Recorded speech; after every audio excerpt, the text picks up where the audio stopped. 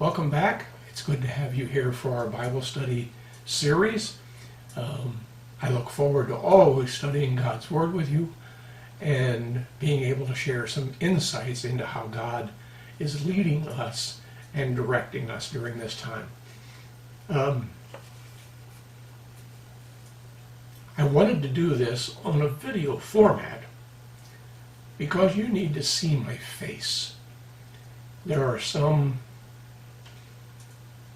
lessons that are too important just to write out and have in written text form, because we need to understand just what is in the heart of the person who is teaching us. And you need to be able to see my eyes to understand my heart, because we are actually at the very most important point in Scripture in the life and the teaching of Jesus. In the Gospel of Matthew, he spends his entire life working miracles, teaching from the Sermon on the Mount in chapter 5 all the way through until he gets to chapter 25. And then chapter 25, he changes his pattern. Jesus is a great teacher, and he teaches this last chapter of his teaching ministry in steps, starting down here, a little bit like I like to do teaching with a children's sermon. nice simple story with a meaning, and then stepping up the intensity just a little, and then finally taking it to the final, most mature level. Sort of like going from children's chat up to the grown-up sermon on Sunday morning. So we're going to be studying each of the three levels that Jesus uses in teaching. But you have to understand, he has changed the meaning. He's changed the idea. Because when he's speaking normally, and he's teaching about the man going out in the field and spreading his seed, all those things are fascinating stories. But now he's changed, because he's talking about when he, the Messiah, returns to complete the work that God had set out for him to do. It is very, very different than what he had taught earlier, where he basically is the great rabbi, the wise man, the teacher, who understands God, understands our need for God, and shows himself to be our teacher and friend. But suddenly, at the earliest part of the Gospel of Matthew, he becomes something different. And I want you to listen to it, and then we'll talk more about it in just a second. But I've got some things here I want to show you, but let's first listen to what he has to say. And these are the words of Jesus. Starting with the first verse of chapter 25 of Matthew. At that time, the kingdom of heaven will be like 10 virgins who took their lamps and went out to meet the bridegroom. 5 of them were foolish and 5 were wise. The foolish ones took their lamps, but did not take any oil with them. The wise ones, however, took oil in jars, plural, along with their lamps. The bridegroom was a long time in coming, and they all became drowsy and fell asleep. At midnight the cry rang out, "Here's the bridegroom! Come out to meet him!" And all the virgins woke up and trimmed their lamps. The foolish ones said to the wise, "Give us some of your oil. Our lamps are going out." "No," they replied, "there may not be enough for both us and you. Instead, Go to those who sell oil and buy some for yourselves." And while they were on the way to buy the oil, the bridegroom arrived. The virgins who were ready went in with him to the wedding banquet, and the door was shut. Later, the others also came. "Lord, Lord," they said, "open the door for us." He replied, "Truly, I tell you, I do not know you. Therefore, keep watch, because you do not know the day or the hour." I want to have you listen to that. And then I want to focus on two words. This entire Bible study series is going to focus on two words. The first word is empathy. Empathy is it's the highest of like a three-word package, all right? And depending on what you are able to accomplish, it describes or defines your level of emotional and spiritual maturity. Now, the first word in that package is pity, which includes some of the things from empathy. But pity is very immature. All right, if you just start and think about what a child is like. When a 4 or 5-year-old child is hearing of a friend who fell and scuffed their knee, they may not show any kind of sensitivity or any kind of compassion or anything else for that child because it doesn't impact on them themselves. At a certain point, they begin to understand that somebody feels something that they have themselves experienced, and it's not pleasant, and so they feel a thing called pity. Pity is a personal, emotional feeling. It is sensing that somebody else is unhappy and feeling that would be unpleasant if I had to feel it myself. It's very personal. It doesn't require us to do anything for anybody else. So we can have pity for people, and it's completely without any impact in the world. It just makes us feel different for a little while. Then there's the next step up, and as we grow in our maturity, we begin to feel sympathy. Not pity, sympathy. Sympathy is the perception, I'm reading off of it now, the understanding and reaction to the distress or need of another life form. It is a personal perspective on the experience of another person. It impacts on us personally, but it may not have a great deal of response to the other person. We can send people and say, "I feel great sympathy," or "You have my sympathy," or "I feel so bad for what you're feeling, and my feelings of sympathy are powerful." We know what it feels like.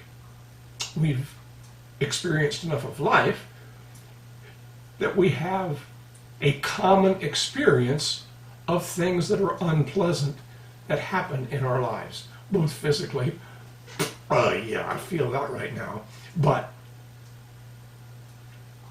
I have sympathy that for what you're going through, but it doesn't mean I want to do that too. I've been in the hospital as a chaplain many times, visiting people who've had gallbladder surgeries. And even though I have been filled with sympathy for what they were going through, I had no intention of going into that bed and feeling all of those pains until, it happens to you individually. But the third level, the pity starts down here. You do sense that somebody's feeling bad or pain of some sort. Sympathy is a moral awareness. We have shared an experience. But empathy means I want to become a part of your individual life. I want to become a part of your feeling. I want to live in such a way or feel in such a way that I can understand and appreciate the depth of what you're going through. It can encompass a wide variety of emotional situations. But empathy is the final goal as people mature, as they grow emotionally more mature. Jesus is the ultimate example of empathy. If you don't really get that picture, go back to the first chapter of John and remember that the Word became flesh and dwelt among us. His word in the Old Testament for his name was Emmanuel, God with us, living through our own experience and feeling everything that we feel. All the temptations, all the pressures, all the conflicting emotions. Empathy requires getting out of your own skin and putting yourself inside the skin of somebody else. Okay? And so empathy on the one side, the other side is called accountability. Accountability and empathy are the two themes that we'll be looking at during these three parables that Jesus gave us. Accountability is simply what every parent does when they are trying to teach their child and they're having difficulty getting the getting the lesson across to that child who's trying to learn. One of my kids had difficulty keeping the speed on the car under the speed limit. And they got stopped numerous times and had to pay speeding tickets. I refused to help them in any definition of the term. They had to raise their own money, they had to find their own way of getting enough resources so that they could pay their own speeding tickets. Why? Don't I care about my children? Don't I want them to live well? Doesn't that mean that if they have to spend all that money, they won't have money for the important things of life? I'm amusing myself thinking about this. No. I didn't speed that car. I didn't run over the speed limit. They did. It's their problem. We knew what the law was. We knew what the rules were. Now you pay the price. And it has to be your money. Why? Because there has to be accountability. There has to be accountability. It is a part of life. And we all know it. We all know it, every bit of it. Every single time we're challenged to cross the line from what is acceptable in whatever situation, whether it's legal, whether it's social, or whether if we decide we're going to violate the norms and the rules and the expectations, there is going to be a day of accountability. It just happens that way. And so we have to get ready, and we have to teach each other about the importance of accountability. Okay, now, having said we've got these two words, empathy on one side, which is the spiritual maturity enough to understand the need to be inside the skin of another person to understand them and to feel certain we know what they're feeling. And the other part is accountability.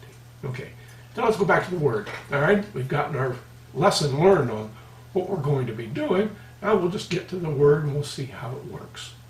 Okay, the parable in my Bible is highlighted with a big bold print that says the parable of the 10 virgins.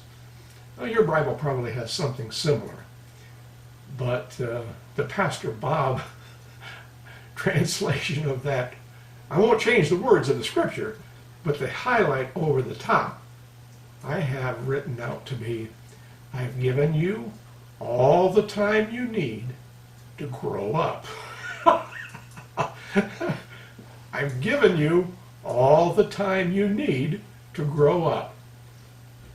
The young ladies are responsible for their lamps. They know the bridegroom is coming. They know that they need to have the lamps prepared because if he happens to come at night, it'd be a very sad party to be partying in the dark. So let me just show you. I've got a couple of things here I want to show you. This little doohickey right here is an example of one of the lamps that they may have been carrying. You see it's made of pottery, it's made of clay, and let's see, I made this 40 years ago. I made a lot of them back in that summer, or in that time period. And what you do is you put it on the potter's wheel and you turn it, and you fold the corners up to make these little points, these little shallow places that kind of hold things right there in the corner. Okay? You got that? That's one of the lamps we're talking about. This is what they were doing. And you can see it doesn't hold a lot of fluid. And the other half is the wick. And so when they were sitting there asleep, they had pulled the wick down. You see just the end of it sitting up there? See just the end? If you pull the wick down really low, the flame at the end of the wick is very small, and it burns very little fluid, very little fuel. But when it comes time for the party, you want to trim your lamps. That was the phrase that we were using there. And they trimmed their lamps. Okay, so what they're doing is they're pulling the wick out so that it's a big long wick. Now the flame on each one of these four corners is very bright and big, robust. It's like having a big searchlight turned on when you've gone in the dark. And so they trimmed their lamps by adjusting the wick, but you don't leave that wick real long all the time because it burns up a lot of fuel. It takes a lot of fuel. If you have all four of these wicks burning all at once, you have a very bright light, but you better have a jug full of fuel because you have to keep it lighted. All right, so this is the lamp they were talking about. What I didn't tell you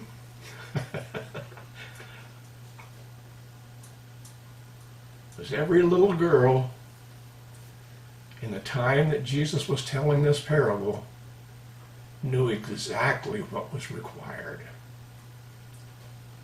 because it was the young ladies in the household who were told from the very beginning that their first daily chore was to keep the fire burning in the lamp, to have enough fuel, to have enough wick, to be able to keep the fire burning all night long. Every night, every day, it was their jobs, their family responsibility keep the lamps operating. Now, we don't burn lamps like this. That just doesn't happen. We don't trim wicks, and we don't do all the other kinds of things in this story. I guess I could change the story a little bit and say, okay, for the young men, it would be your job is to mow the yard every week. Or maybe one of the responsibilities is go out in the backyard and clean up all the dog messes. Or it's your responsibility to wash the car every week. Or one of the other jobs around the house, like taking out the trash. It was a normal, everyday responsibility. It wasn't something unusual. It wasn't something extraordinary. It was simply the family's way of maintaining, first, the responsibilities to take care of the household. In other words, if mom wakes up in the morning and she's ready to start breakfast, but she looks up and she sees the lamp has gone out, how's she going to light the breakfast, the cooking fire to begin breakfast? She can't. The lamp is out. There is no fire in the house. The lamp is the only way you can light a fire, and because it's the only safe place to have a lighted fire in the home. And so what does she have to do? Well, she has to leave home, put on her makeup or whatever else, and go to the next door neighbor, knock on the door, ask if they can have a chance to light the wick, to get the fire and bring it back into the house. You see what a pain that is? See how thoughtless it is that the young lady of the house wouldn't have thought to have enough fuel and enough wick? I mean, you don't want that lamp to run out of fuel anyway, because if it gets down to where there's no fuel left in the little lamp base, the whole wick begins to burn, and then now you don't have a wick or fuel. So you have to find new wick material, you have to find fuel. It's a big pain in the neck. And so this normal routine activity has been taught over and over and over again through generations. This is your job. This is your responsibility. You need to find a way every day to check, double check, and quadruple check to make sure you have enough wick, that you have enough fuel, and that you've got everything prepared so that when you go to sleep at night and you've pulled that wick down to just the tiniest little tip burning, there's enough fuel in the lamp to make it through the night. Now, the story is, these young ladies were told the bridegroom's coming. We need to have all the lamps from the community all filled with fuel, all trimmed up so that they have the brightest possible light, because this is an extra special event. It's not a normal night. It's not a normal routine event. It's extraordinary.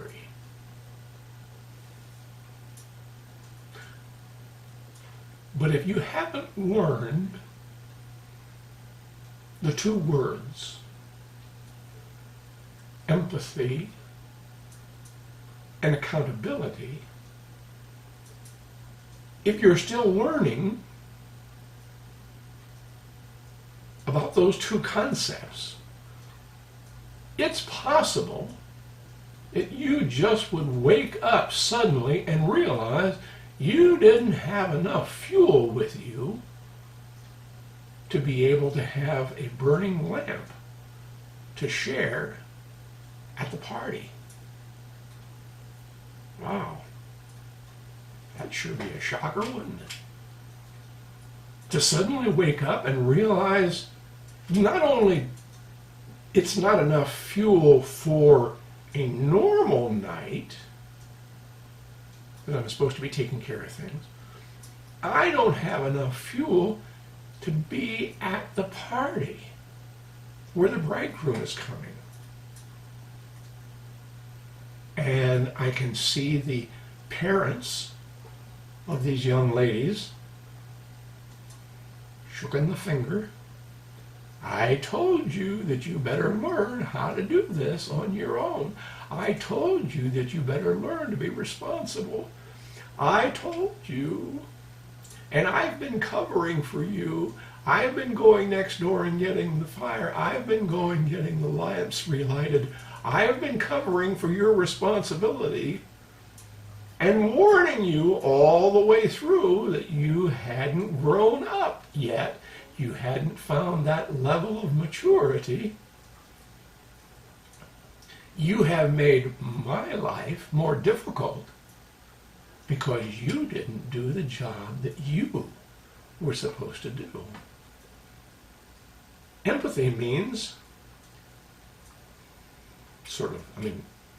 let's say that 5 wise young ladies, that's 5 virgins, would say to themselves, I'm not going to let the fuel run out and make my mother or make my sister walk around the neighborhood looking for some spare oil. That would make their lives miserable. It would make their lives humiliating to have the neighbors say, those people in that house down there, they can't even keep the lamps lighted. The simplest thing.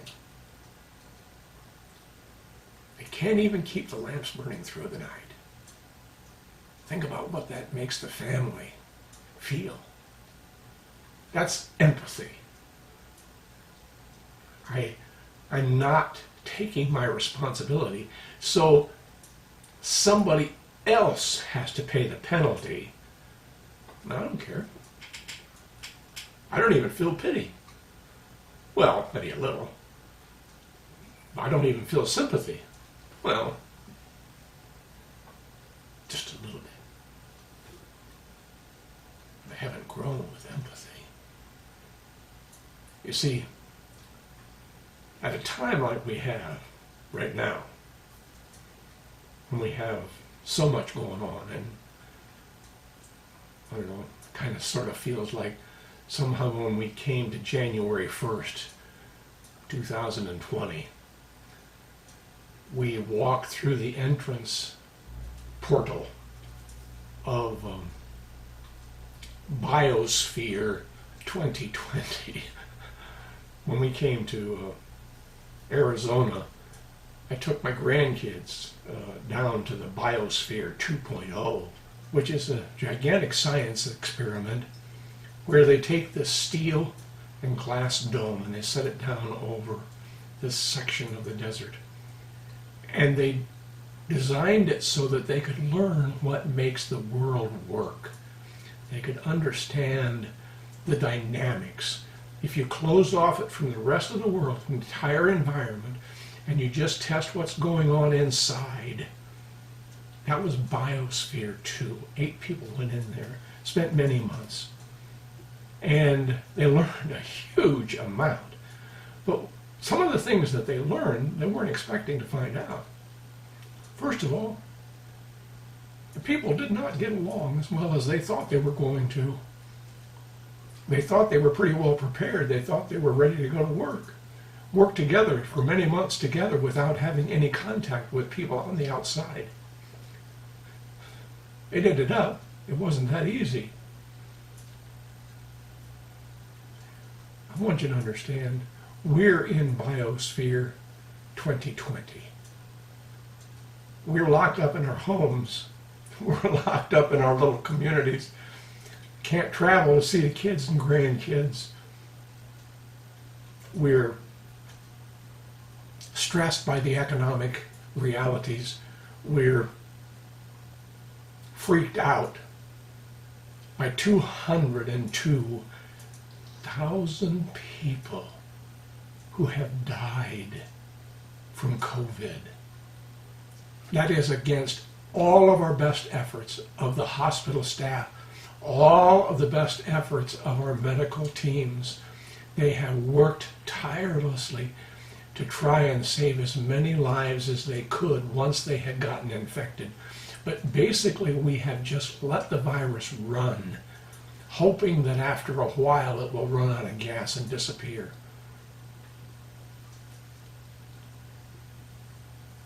Our biosphere 2020, our biosphere 2020 isn't working out that good. And we're learning a great deal about who we are and how much we have learned and how much we need to grow. I was in a room on a wing of the hospital that my room and the entire floor that I was on had been set up to take care of COVID patients. And every room was full. Every single bed was full. And they were trying to figure out how to wedge some more beds into that hallway, into that series of rooms. Each one had a critical patient that was in the process of fighting off the COVID infection. Now, by the time I got there, they had taken down all the protections again between the rooms, and it was back to being a normal post-surgical ward. But I asked all of the personnel, how did you survive that episode of COVID? I got the most interesting stories. You see, there have been people who stepped up,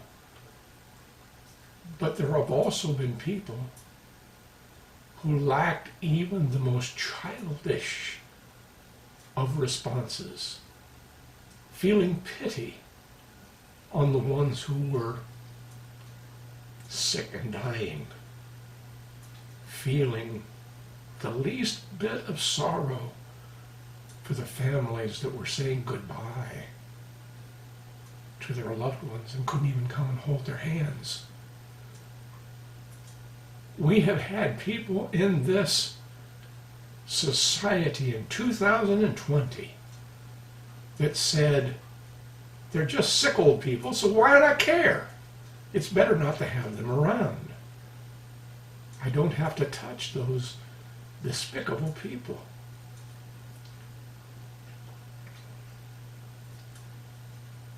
To not feel sympathy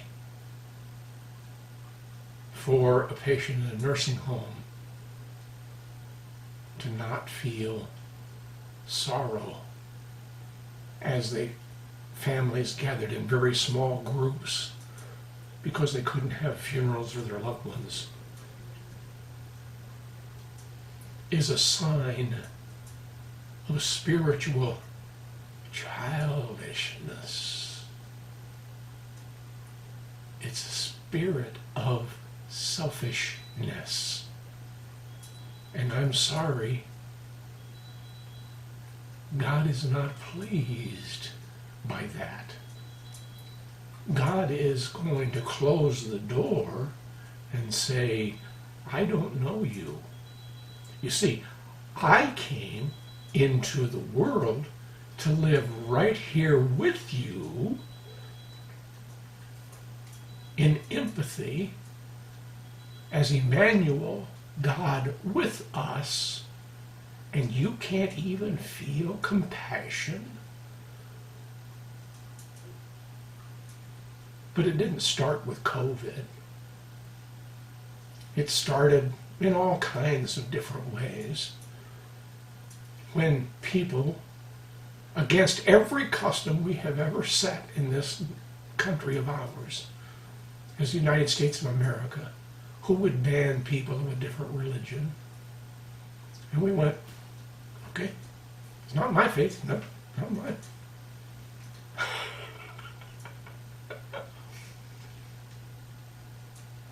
I don't have to feel sympathy for them. They can't see their kids, they can't see their grandkids, they can't come to this country and enjoy life that we have had through the years. I don't care. I'm just as glad they're over there. Keep them over there. You remember when things were put out and said the people who live in countries that are managed by people of the black race. Well, I'm sorry, I can't even mention the words that were used for all those countries. And millions of our people in this country went, yeah, that's what they are. Why do we want them here? Remember when the fear of all the caravans coming in? Caravans of evil people. No problem. Put a fence up real high so we can sit on this side of the fence and watch them starve to death. Watch them suffer through the persecution that they're going through. We'll even add a little bit to it. Because if they get on this side of the fence, we're going to lock them up in a cage. We're going to take away their children. Lock the children up in cages. Yeah, that's our American dream. To treat people so badly that they'd be afraid to bring children into this country for fear of being ripped apart from their families and never seeing their kids again. Okay. Do you feel sympathy? Do you feel heartbroken? Is that breaking your heart? Should be. Jesus said it should be. No, not really. How about when we hear that, 17, 18 young women who've been placed into custody have been given unwanted, unacceptable operations that left them sterile and then quickly deported so that they can hurry back to their homes and tell people the way that they get treated in the United States of America? Their futures are completely wiped away because they can't have children anymore. They've had hysterectomies, they've had unwanted surgeries, and then quickly deported so that they could tell all their friends not to come across the border and try for a better life here. Does that bother you?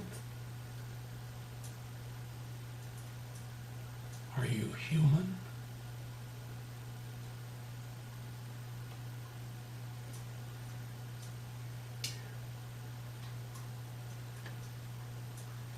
We're at a very big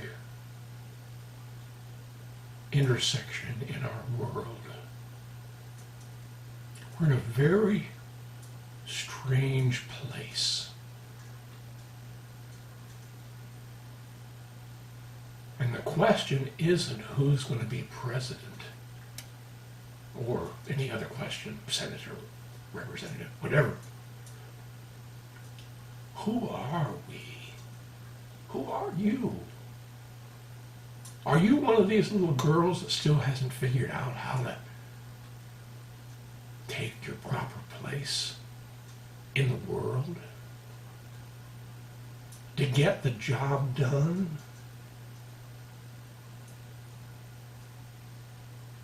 To be a grown-up? Or are you going to have the door closed in front of you? And Jesus, who gave everything to us, said, I don't have any idea who you are. See, it's too big an issue not to take seriously at this moment in our time. We need